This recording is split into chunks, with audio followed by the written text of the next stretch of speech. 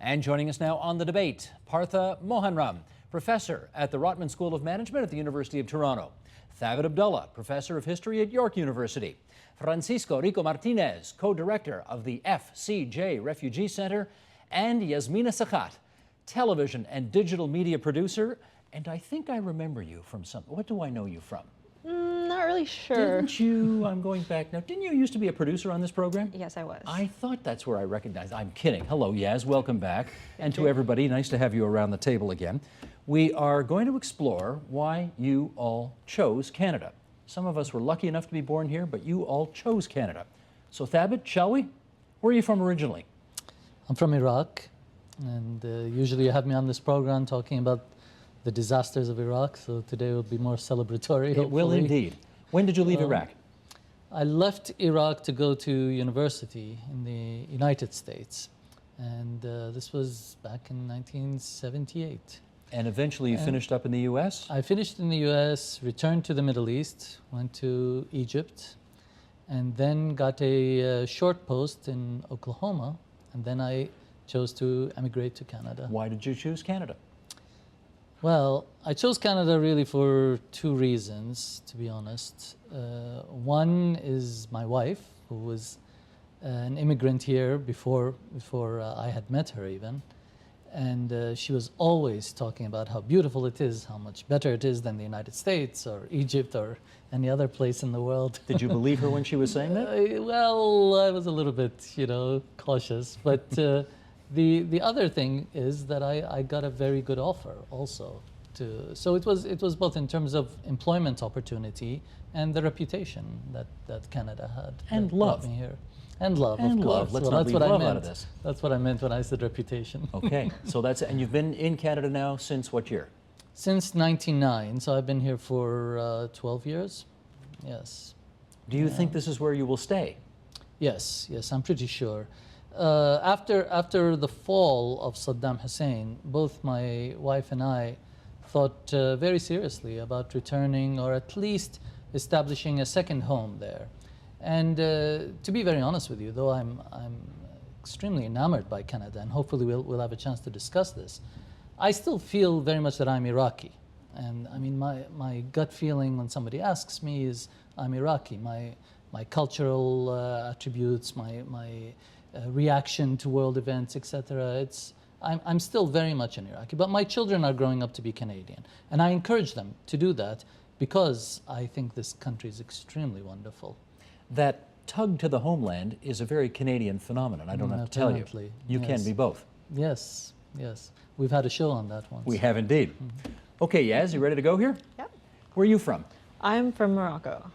You were born and raised in Morocco. Yes. Okay, the obvious thing that people are going to ask right now is, funny, you don't look Moroccan. Yes. Actually, I have albinism, so I'm albino, meaning that my body doesn't produce a lot of pigment, hence the blonde hair, blue eyes, fair skin. However, my dad does have light skin and blue eyes, and my mom had olive skin. So my family kind of, one half looks like one parent, the other half sort of looks like the other. How long did you stay in Morocco? Until I was 18. 18? Yes, I was born and raised there. Where is your accent? My accent is a mix of American and Canadian and sort of international and a little bit all over the place. I attended an American school in Morocco, and so I was surrounded by expats, a lot of them American, a lot of them from other places in the world, and all the teachers were either Canadian or American. You speak Arabic, I presume? Yes, I do. Now, are you so versatile in both languages that you don't have a first or a second language? I'm trilingual, but... What's the third one? French. Okay. I learned Arabic first, followed by French, followed by English, but I speak them in sort of reverse order. So I speak English better than French, better than Arabic. Okay. What brought you to Canada? I wanted to go to a country, outside of Morocco to study, to go to university. I initially thought I'd go to the States, but it was post 9/11 and didn't feel like it would be the right place for me at that time.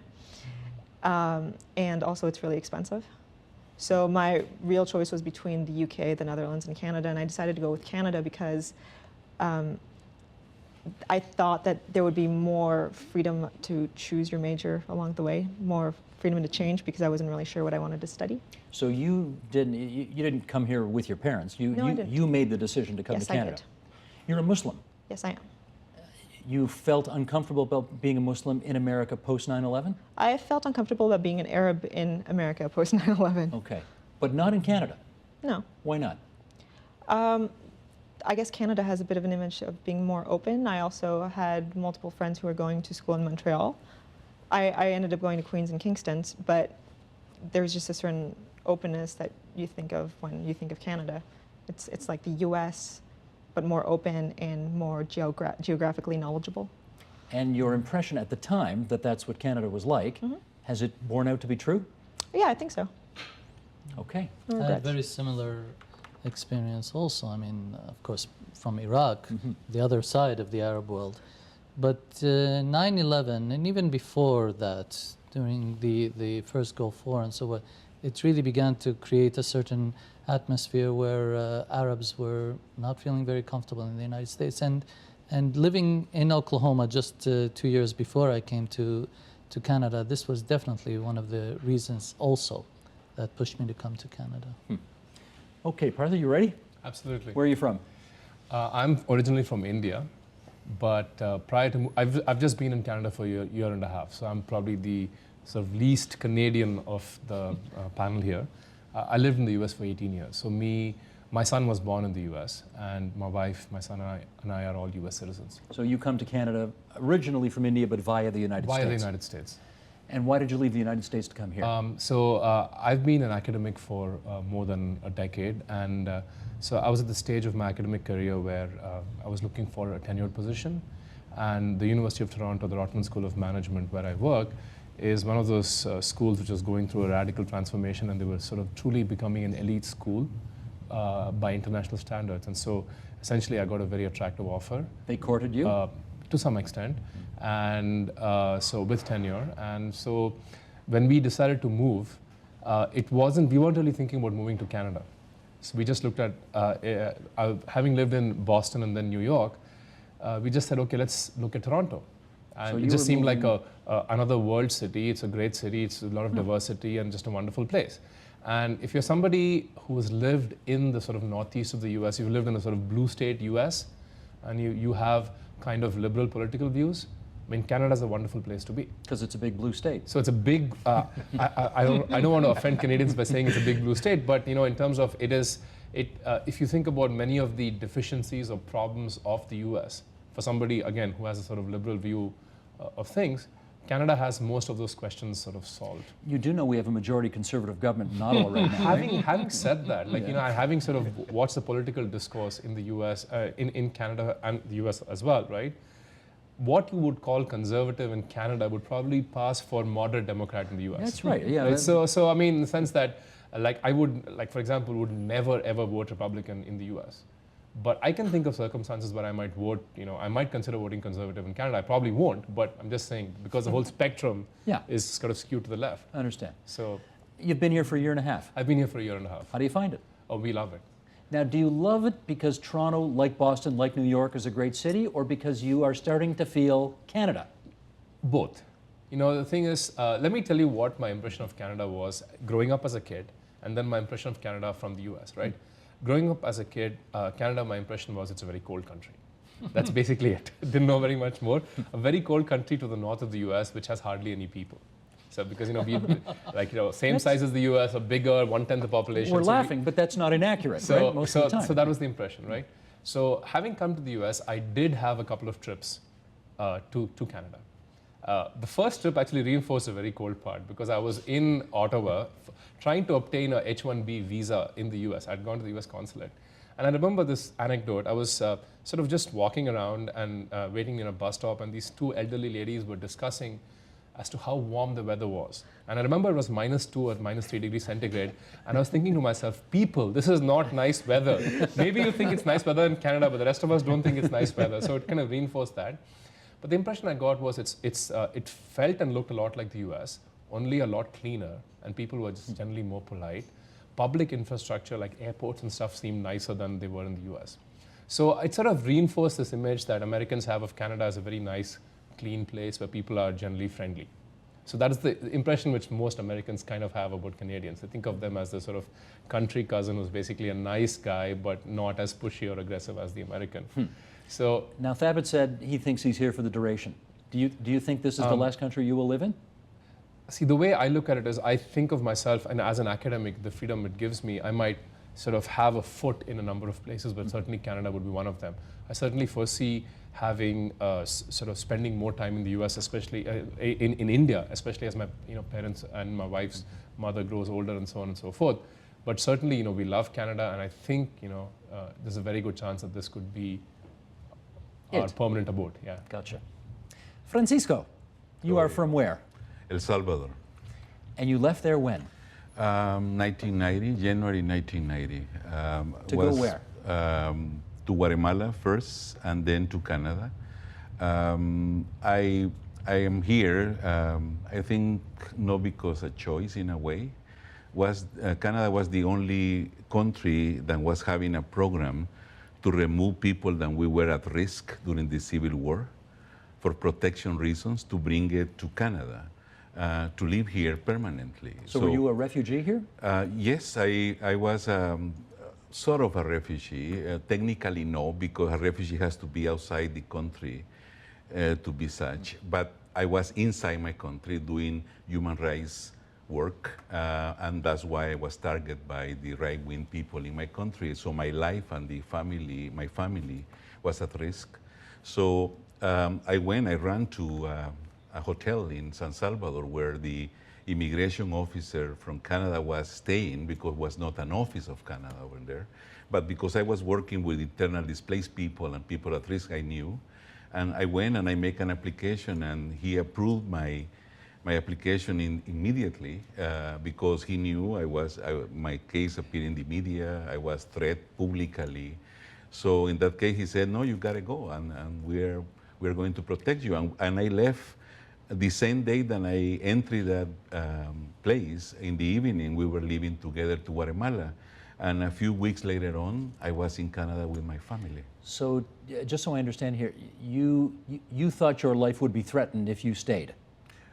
No, I will be dead. You thought you would be dead if you stayed? Yes. Okay.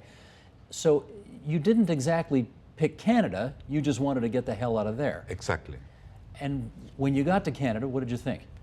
Well, I didn't know a lot about Canada. The Blue Jays, I knew about them because they were Latino players, George Bell and all of this stuff. San Pedro de Macorís. San Pedro de Macorís. Yes.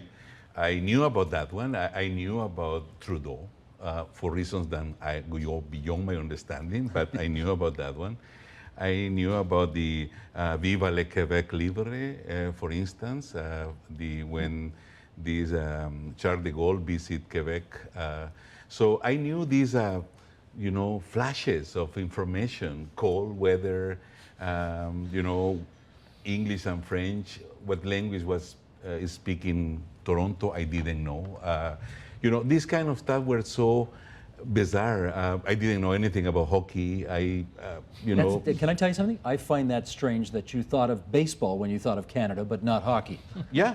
How does that make sense? Well, because the Blue Jays, and because my favorite team was the Montreal Expos at that particular time. So, and I love baseball, and I love the beautiful game, soccer. So Canada has, and I was attracted by that one. I thought, wow, I will go to the Skydome. You can imagine. So that was my feeling, when I was coming here, and I knew something that was very attractive to me. I knew that a Canadian fellow was the one that put the first draft together of the Universal Declaration of Human Rights. At the United Nations. And I am a lawyer, and I was a human rights worker and whatever. And so when I saw that, I said, well, if someone from that country did something so beautiful, I think I will have a chance to survive in that country and to do better. And that was my approach to Canada. Did you know any English before you came here? what I call airport English. What do you call it? Airport English. Oh, airport English, okay. Yeah, you know what I mean? So, no, my English was so bad, you know. I can ask for drinks and whatever, but that was it. But immediately when we came, we see the need to talk in English, and I start just talking, you know, because I am good at talking, so I need that tool to survive in Canada. And let me give you a reason as well that changed the way that I approach Canada. When we were arriving with my family, was snowing. Air Canada was late, of course. We were, you know, like 3 or 4 hours late. And was snowing, was dark, was middle of the night. And a family was ahead of mine, of my family. You know, was another Salvadorian family that came in the same conditions that we were coming. And the father of that family said, after 10 steps in the airport, I hate this country. Whoops. And my wife and I, we were there with my children and everything. And I said to my wife, well, if this guy can hate this country, I can love this country. No? And that was the attitude that I think make a lot of difference in the way that I approach Canada. This is a very nice people. Canadians are very nice. Let's go around the table here. Thabit, I'll start with you again, and tell me one thing about this country where you've changed your opinion from the time you got here to today. You came to Canada, you thought, this is the way this is going to be, but now that you've lived here for a period of time, you've come to realize, boy, I was wrong about that. There's a couple of things, of course, but well, one of the things I thought about Canada was that my children are going to grow up to be bilingual. And I've been sorely disappointed by that. You mean French-English bilingual? Yes. Okay. I mean, Are they you speak teaching Arabic. them? Yeah. So they are bilingual. But I thought they were going to learn French. I thought, you know, what I heard about Canada was that all the reforms after Trudeau and so forth, that in the educational system especially. But my kids are, you know, well into high school right now, and the educational system really does not teach French the way it claims to, anyway. So that students could actually go through their full education here and emerge without really knowing French. And I'm not exactly sure why. I mean, I think Canada, with its incredible capabilities, could do much better. But somehow it hasn't really figured out how to teach a language. Well, your children obviously did not go to a French immersion school. No, They went to a regular public school? Right, yeah. But the level of French training you thought in the schools was inadequate? Was going to be much better, I thought. I mean, just to give you an example, I mean, I learned English basically in Iraq, a third world country, and it was a public school. And my French, which was much better than it is today, I also learned it in Iraq. So I learned actually 2 languages in a third world country in a public school, and Canada still can't do that very well. And that's been very surprising to me, really. Yes? What one thing about Canada has changed from during the time you've been here? Prior to coming here? You thought one thing when you came here, but now in the fullness of time, you've realized you were wrong about it. The one thing that kind of surprised me when I came here is that, so I came from a pretty international background where with expats, you can talk about where they're from and their heritage, etc. But when you come to Canada, I kind of asked people where they were from, and some people kind of took offense to that. And I didn't really understand why, because I'm not saying that you're not from Canada, I'm just asking you what your background is. And I mean, this is not a general rule, obviously. Some people are absolutely, you know, love talking about where their parents are from and their parents' culture, but others just kind of looked at me and say, I'm from Toronto, I'm from Mississauga, and that's that. So that kind of approach to multiculturalism sort of did surprise me. Did you find that particularly so with people who are visible minorities? Yes, but particularly in Kingston. In Kingston?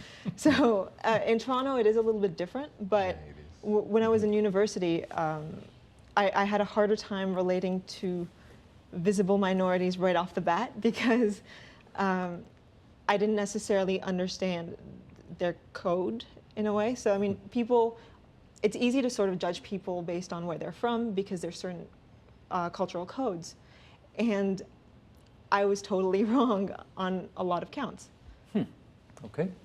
How about you? Okay, I'm just going to completely change the sort of nature of the conversation. I'll talk about something sort of financial in nature. So the impression many people have, and it's probably true for Americans and Canadians and stuff, is that Canadians pay a whole lot more taxes, right, than Americans. And that was your impression before That was you my came impression here. as well. And I sort of came here in spite of that because, figured that, what, you pay a little more taxes, but you sort of get more as well. Public services will be better and so on and so forth. But when you actually sort of boil it down, and I'm not talking about the super rich. I'm sure the super rich pay more taxes in Canada than the US. But, to my surprise, I found that, there isn't that much difference in the tax burden in terms of income taxes here.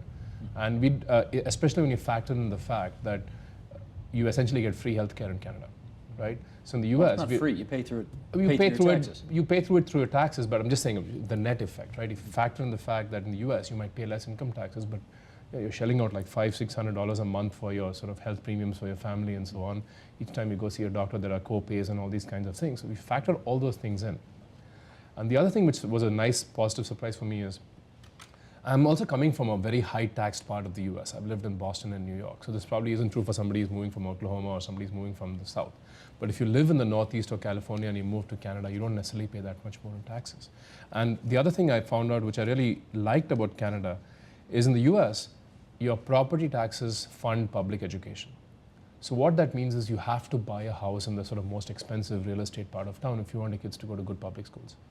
In Canada, my understanding is public school is largely funded through provincial taxation. So as a result, schools do vary. Schools vary because of socioeconomic conditions of neighborhoods and stuff, but they don't vary because the funding is different. No, the funding formula is the same wherever you live. And that's not the case in the U.S. So I used to live in Westchester County. So if your kids, if you live in Scarsdale, which is a very, very wealthy suburb, your kids will go to a wonderful school where 25% of the class will end up going to Harvard and Yale and the Ivy Leagues. You live like 2 miles to the south and you live in Yonkers, where it's a middle class to poorer neighborhood, and the schools are terrible. So this is just sort of one major difference between the U.S. and Canadian system. The U.S. has this notion of an American dream, but that's becoming more and more of a myth right now because of these sort of built-in inequities in the system. And I just like the fact that, for example, public schooling is funded through provincial taxation. This is a leveler. It means that even if you live in a so-called poorer neighborhood, your kids can get good public education. So this is something I sort of realized after coming here. So. Okay. Francisco, how about you? When I came to Canada, I came with this idea that who are these people? Who are these Canadians? What do they know about the world? If I don't know anything about them, they may not know anything about us or me or anything. And I was so surprised, maybe because the people that I met, but they knew. They knew about my country, they knew about the region. They even tried to say things in my language, Spanish, that is well-known or loved in many parts of the world. They were trying to relate to issues that happened back in Central America. And I was so surprised about the liberal concepts that Canada has. When I arrived here, I came from a dictatorship. I came from a very polarized society, fighting with each other, killing each other.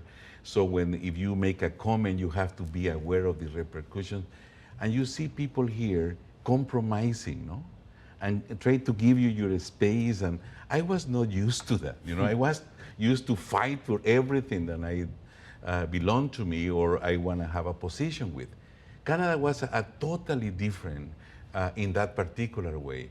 And I fell in love of that particular Canadian way of discussing, making points, talking first about the positive aspects, and then to say but. And all of this stuff for me was so fascinating, because as a Salvadorian, we are more accepted and aggressive, and we say, no, you're wrong.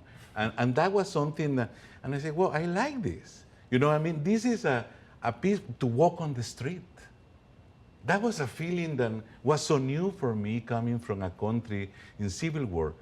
But now what have changed is that I think this country becoming more conservative in every single area that I work for. Meaning what? Let me put an example. you know, I am alive and I am here because it was a program that brought people from that country that was at risk to Canada. Well, 2 months ago, no more program like that. Was it a federal program? A federal program, and the Minister of Immigration canceled it. And they said, it's not that it's no more people at risk. We canceled the program. It's too problematic. And they said, what? I am alive because that program. You know, this is becoming, what is Canada now? And I have started to cry, because how many people that deserve to be alive, and they will be alive if the program exists, are going to vanish or killed or go somewhere else because that program. And that, believe, is a change in the Canadian narrative, in the way that the government and the institutions are approaching, you know, the same problems that we have from the South, poverty, civil war, revolutions, and whatever. I think a change on that, and that has been a sad experience for me. Thabit, let me ask you about one of the most curious, and I'm going to ask the former American ambassador about this later in the program as well. We have a funny thing in this country, whereas if we're walking down the street and you step on my foot by accident, I say sorry. Does that make sense to you? Yes, it does make sense to me. It's very pleasant. I come, of course, from a country similar to El Salvador, in that my memories of Iraq was that it's a fascist regime. We were always worried, always looking, over our shoulders. And I came to the United States to study, and in Canada I experienced the same thing, which is the wonderful notion of freedom, which is so taken for granted here. And yet every single day that I wake up in Canada, I thank my lucky stars for the freedom that I have. But sometimes freedom has to be tempered with social justice and civility. And Canada has found a wonderful way in which to balance the two. Sometimes it's a very uneasy balance, and oftentimes it tilts in one way or another that I'm not comfortable with. But the example you just gave, Canadians are much more civil, I think, than the Americans. And it's pretty obvious for anybody who's lived in the two places. Do we seem overly aloof to you? Somewhat, sometimes. Just to build on what you were saying about the civility part, what I do find sometimes frustrating is that people are polite to such an extent that they'll go out of their way to be polite. So, for example, you're on an escalator and you want to quickly walk up, and there's people blocking the lane. You'll find somebody standing there, and as opposed to saying, "Excuse me, please, move over," they'll just stand there and sort of stare around for a while and just hope that they'll magically understand that they're supposed to move. That's not the way it works in Morocco? No, forget that. I don't think we really have that many proper lineups. That is another thing, though, lineups. You see people lining up in Canada, and there's no kind of Seinfeldian cutting in, right? Nobody does that kind of thing here. It's, right? Sometimes. Starting to happen. It is, eh? Oh, if you go to the Finch bus station, it's sort of Okay. people waiting for the the 199 bus or something, and I've taken that a few times. Most people will follow the line, but there'll always be a few people who will say that, That is very un-Canadian. That's Or maybe it's a new Canadian style. New Canadian style. The increasing conservative influence, is that what you're thinking? Yeah, and I think the public transportation and is getting a little bit underfunded, you know what I mean? Then we have a decrease in good services. Maybe that's the explanation in terms of repeating some undeveloped issues here in Canada that is creating undevelopment situations. And But we are not prepared for that particular thing. It's the same thing in the traffic, no? You have too many cars, and they're saying, oh my God, this is a very un-Canadian. No, it is becoming Canadian because we don't have a good manage to reduce the traffic in the cities. So we are creating problems that we didn't have before. Tabit? I'm sorry, I don't mean to butt in, but this Yeah, issue you of just did You just apologized yes, for butting in. see, I'm becoming Canadian already. But this tentative balance between freedom and social justice and the heightened awareness of the need for civility in Canada sometimes can lead to very uncomfortable and even one might argue very unsavory conditions when one considers, for example, the need to tolerate certain customs or cultures that might be extremely brutal just because they are your individual choice and so forth. And there's a big debate about that now in the media, isn't there? About proper attire, about proper space for conducting certain customs within your family, etc. It's done under the umbrella of personal freedom, which is so beautiful and so valuable here, and yet it might lead to terrible injustices. All right, I want to put something on the table here that you may all think is a bit frivolous, but since we talked about baseball already, there are not that many things which the world looks at Canada and says they are the best in the world at that. And one of them is, frankly, hockey. So I want to talk some hockey. I gather they don't play much hockey in India. Well, we play field hockey. Field hockey, okay. So, and that's why we refer to, I still refer to hockey as ice hockey. Ice hockey, okay. So, Partha, I'm not talking field, I'm talking hockey right now, and we don't distinguish here. I want to know, what was your first impression of hockey?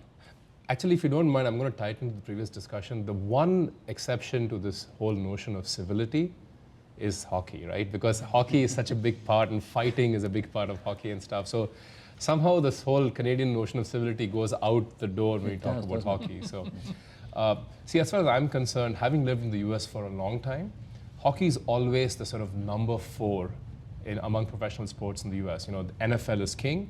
You can argue about MLB and NBA, and hockey is like a very sort of forgotten 4th professional sport.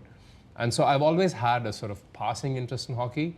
I've lived in the Northeast, which has been a little more hockey-centric in the US. So Boston, you know, with the Bruins, and, you know, New York with its sort of 3 teams in the greater New York area and stuff. So I haven't been much of a hockey sort of aficionado, if you want to call it that. But having moved to Canada, a couple of things happened. One was, so I got a chair from the CGA of Ontario, and they were nice enough to get me tickets to go see the Maple Leafs, and these were gold level tickets. When was this? This was like last year. What'd you think? So I went with my son, so who's learning to skate, and maybe will play hockey down the road. How old's he? He's 8. So hockey is so much better live than it is on TV. It's an amazing sport.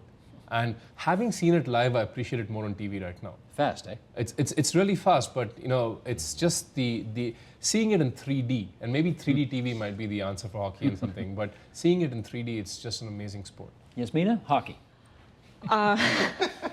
Well, just to say, Morocco now actually has 2 skating rinks. I'm not really sure why, but there are skating rinks there now. It happened right after I left. Do you know how to skate? Yes, I do. I took skating classes in university. I Okay. used to rollerblade a lot, so it was a bit of a transition. But what I find kind of fascinating about hockey is kind of like with soccer. It's the whole spirit and camaraderie that you get from a team sport. And during the Olympics, during the final, I went out to a bar with friends to watch the game, and just the excitement and nationalism and sense of belonging that environment sort of creates is actually really fascinating and exciting. Now, you're not a Canadian citizen yet. No, I am but not. did you feel very Canadian when Yes, you I watched did. Sydney get the golden goal? Yes, You did. absolutely. Do you know why? Sports, fandom, I'm not really sure, Yeah, but pull, it's, pull that apart. You're not yet a Canadian, and you don't know anything about hockey, and yet this moment made you feel something special. I felt like I was part of something, and something bigger than myself, and it united all of us in that room and even beyond around this team that represents not just hockey, but kind of everything that Canada stands for anyway. Thabit, I know you were a huge fan of the Iraqi Maple Leafs back in the old 6-team NHL. No. Your introduction to hockey?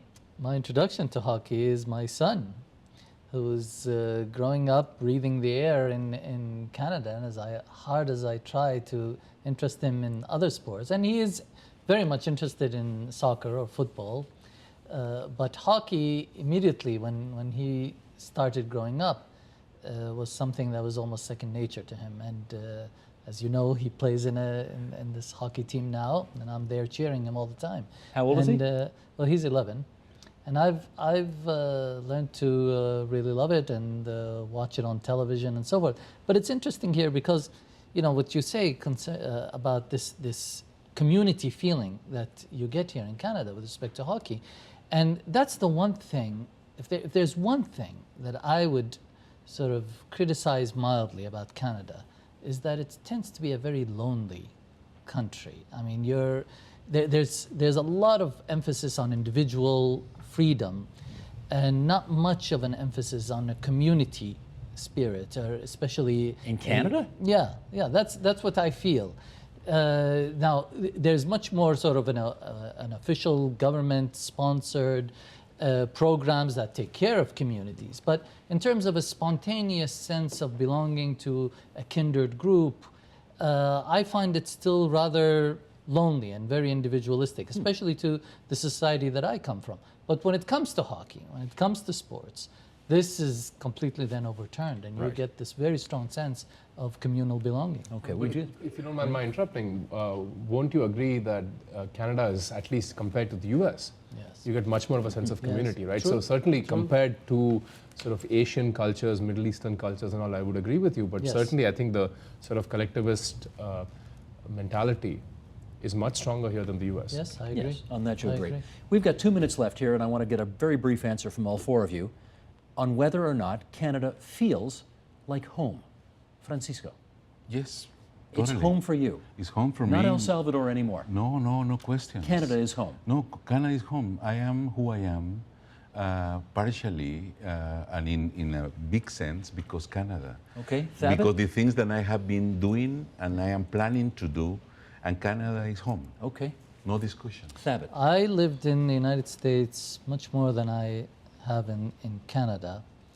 And in the United States, I never felt really a sense of belonging to the country. In Canada, and it's not just because I'm raising 2 children here, but there is much more of a sense of acceptance of an immigrant here. And like I said at the beginning of this program, my gut reaction is I still feel very Arab. I still feel Right. I am more comfortable in the Middle East. But Canada Okay. is becoming home, for sure. Partha. I consider myself a citizen of the world. So when I was in India, I considered myself Indian, and I still do. I lived in the US for 18 years, and I considered, as time went by, I considered myself Indian as well as American. And now I'm Indian-American living in Canada, so I would consider myself Indo-Canadian American. So Indo-Canadian American. That's probably what I'll end up. That's very probably what Canadian. I... That is very Canadian. Yasmina, take the last 30. I definitely feel Canadian. I've been feeling like I'm part of Canada since my second year of university, and I share the same values. And while I am still different because I'm I guess a first-generation immigrant, I feel Moroccan, but I don't fully feel at home there because the country I've left is the country from 2003, as opposed to the changing country that it is today. Understood. Thanks, everybody, for all of your reflections You on didn't ask me about choosing hockey. Canada. I didn't ask you about hockey because you already told me it was baseball for you, so we'll do that another time. Partha Mohanram, thanks so much to you. Francisco Rico Martinez to you. Thabit Abdullah and Yasmina Sakat. Great to have you all around the table today. Thank you very much.